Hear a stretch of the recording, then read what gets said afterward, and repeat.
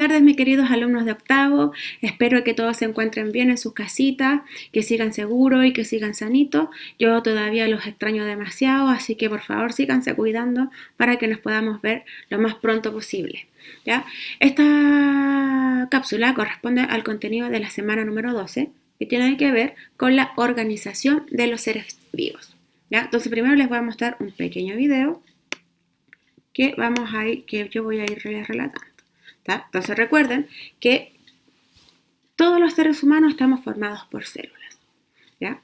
Estas células no son todas iguales, porque imagínense que cada una de las células fuera igual a la otra. O sea, no existiría ninguna de nuestros, ni órganos, ni tejidos, todos tendrían la misma función, por lo tanto nosotros no podríamos existir. Entonces, gracias a la sabia naturaleza, ¿ya?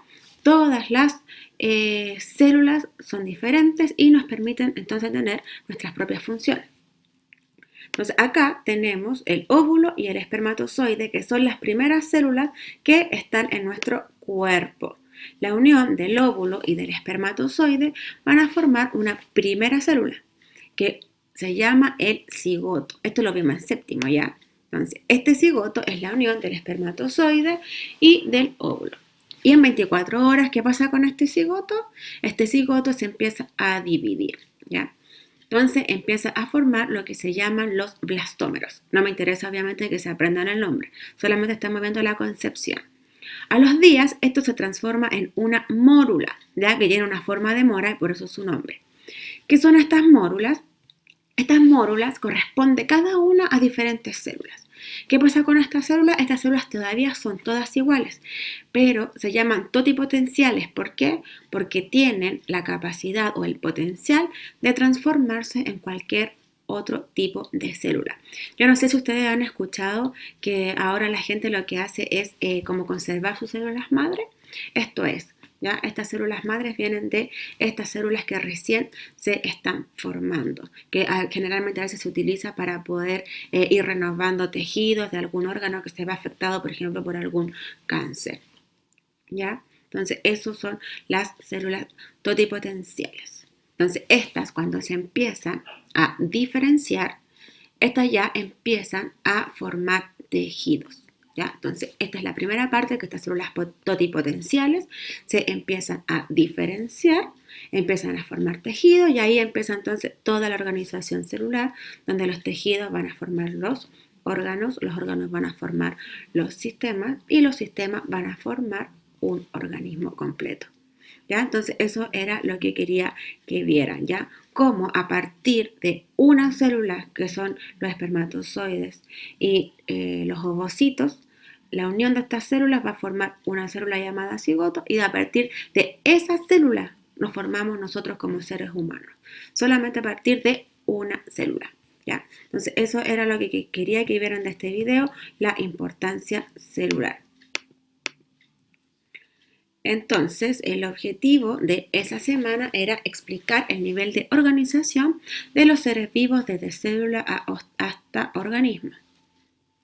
Acá tenemos entonces la organización celular. Entonces, recuerden que lo no vivo corresponde a los átomos y las moléculas. Recuerden que la materia está formada por átomos y al unirse los átomos se forman moléculas. ¿Pero qué pasa en la célula? La célula no es materia. Lo vamos a responder más adelante, ¿ya? Pero los átomos y las moléculas se encuentran dentro de la célula, ¿ya? La célula, al unirse, como dijimos anteriormente, va a formar tejidos, como este ejemplo, que es el tejido muscular liso.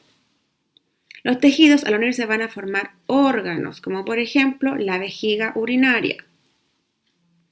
Los órganos van a formar sistemas, como por ejemplo el sistema urinario. ¿Ya? Donde está el riñón, donde están los uréteres, la vejiga y la uretra.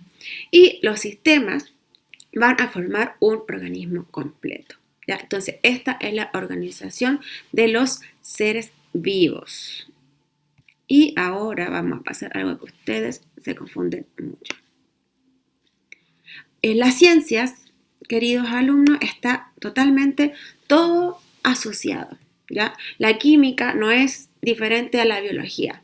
Cada una de las ciencias trata de explicar muchas cosas, ¿cierto?, de cómo funciona nuestro organismo, cómo funciona la vida, cómo funciona el universo.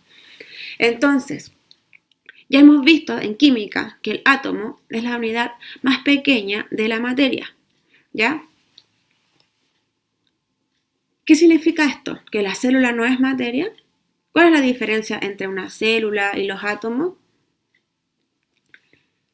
No hay diferencia, ¿ya? O sea, la única diferencia que podríamos encontrar es que los átomos se encuentran tanto en la materia no viva como la materia viva. Recuerden que esta pelota está formada por átomos, por moléculas. Mi lápiz está formado por átomos y por moléculas. Aquí tengo una planta. Está formada por átomos y por moléculas, pero también por células. ¿Está la pelota formada por células? No está formada por células. ¿Por qué? Porque es inerte. ¿Ya? Esa es la diferencia. Los seres vivos y la materia inerte está formada por átomos y por moléculas. ¿Ya?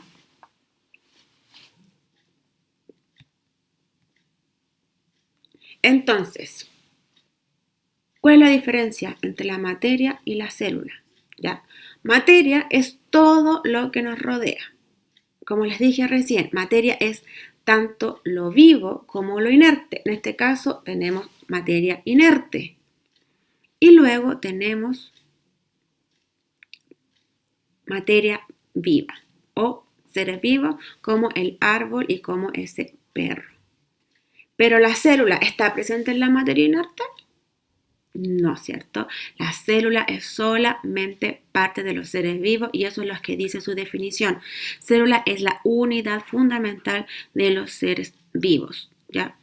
Tanto lo más pequeño como una pequeña bacteria hasta algo más complejo como un árbol, ¿ya? Toda la materia, absolutamente todas, tanto los seres vivos como los no vivos, están formadas por átomos que al unirse van a formar moléculas. Aquí este ejemplo, ¿se acuerdan? El CO2 es el dióxido de carbono. ¿Ya? Entonces, por favor, no se les vaya a olvidar más. Materia es todo lo que nos rodea, tanto lo vivo como lo muerto.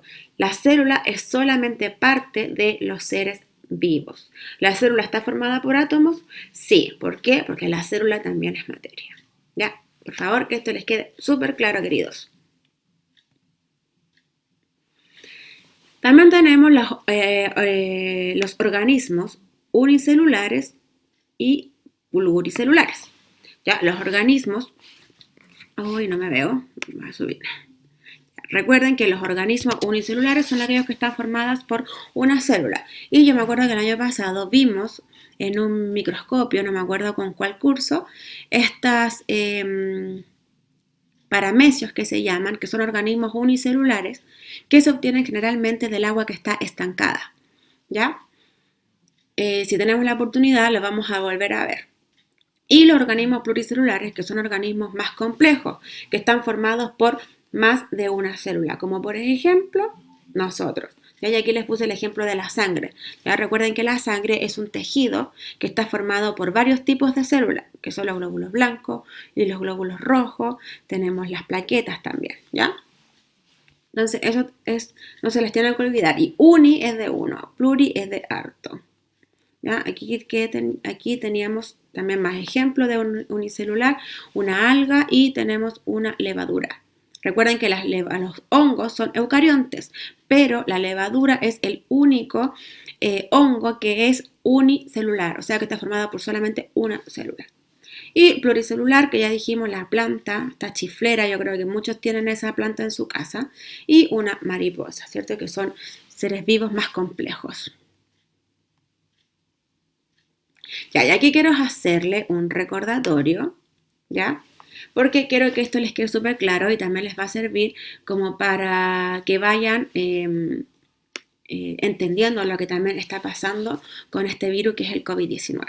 Esto lo vimos el año pasado, así que tienen que recordarse. ¿Es el virus un organismo unicelular o pluricelular? Les voy a dar unos segundos para que vayan pensando, ¿ya? Recuerden, vimos los virus, Estos estaban formados por ADN o por ARN, no tienen membrana, solamente los cubre una capa de proteínas. Se acabó el tiempo. Espero que hayan respondido bien.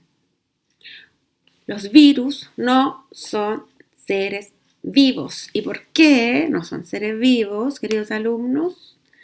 Vamos a ver un video cortito ya para que entiendan por qué no son seres vivos.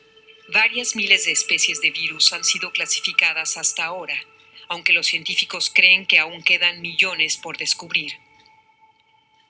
Solo algunos cientos causan enfermedades en los humanos. Muchos de esos patógenos infecciosos, incluyendo el que causa el COVID-19, se transmiten por medio de gotitas cuando alguien infectado tose o estornuda. Un virus es poco más que una colección de información genética protegida por una capa de proteína. No se considera un organismo vivo porque, a diferencia de estos, no produce su propia energía. Para crecer debe robar energía a otro. Y para replicarse, el coronavirus necesita invadir células vivas como las que se encuentran en el pulmón del ser humano. Un virus como el SARS-CoV-2 se acopla en receptores específicos de la membrana externa de una célula. Luego puede ser absorbido completamente por esta o inyectar su secuencia genética en el interior. Así, el sistema celular es intervenido para crear más envoltura y secuencias virales.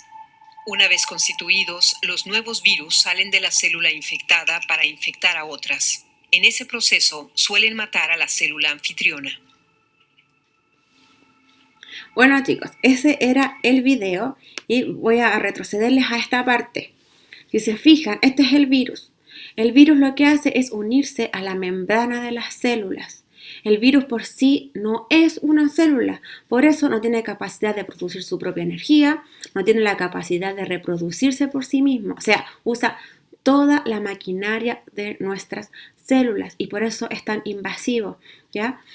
Porque ataca a nuestras células, como ustedes ven rápidamente, nuestra célula que está constantemente dividiéndose, está dividiendo su material genético, ¿ya? La célula empieza a multiplicar también el material genético del virus y es por eso que empieza a propagarse tan rápidamente por nuestro organismo y por eso a veces llega a ser tan letal como es el caso de este virus que es el COVID-19, ¿ya? Entonces, por lo tanto, queridos alumnos, el virus no es un ser vivo. ¿Por qué?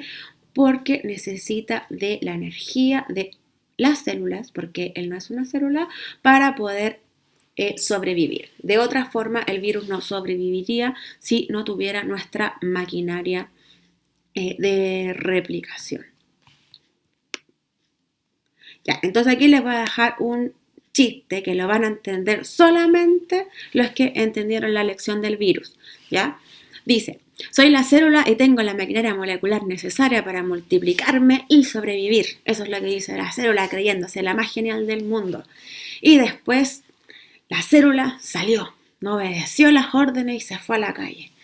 Pudiendo quedarse en casa no lo hizo, así que, ¿qué le dice el virus después? Viene el virus y le dice así como el meme de la esperancita, le dice, lo siento celulita, pero creo que tenemos. Ya, tienen que entenderlo porque es muy chistoso. Ya, significa que no se los voy a explicar, lo tienen que entender porque de verdad que es chistoso si es que lograron entender la lección. Así que chiquillos, espero que les haya quedado súper claro. Lo extraño mucho, ojalá que hayan entendido todo. Cualquier duda que tengan me escriben y los vemos la próxima semana. Cuídense, los quiero mucho.